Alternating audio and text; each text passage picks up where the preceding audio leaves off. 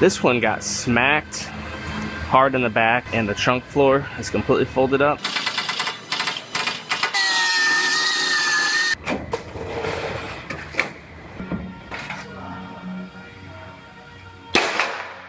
I have a Ford Transit van here.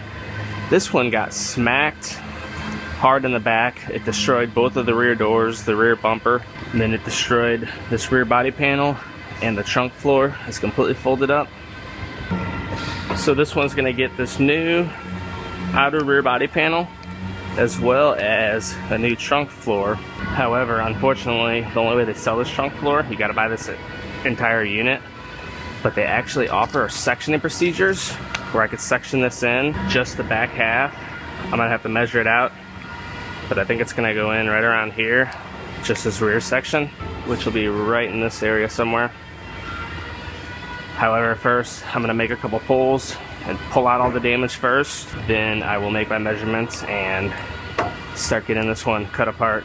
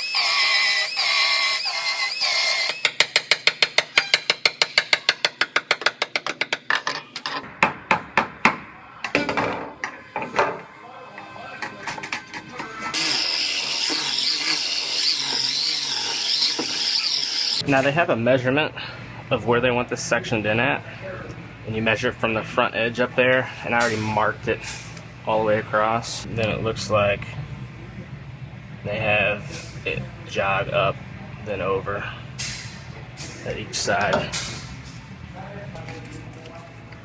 So I'm gonna go ahead and lay out a tape line, and I'll get this floor section cut out.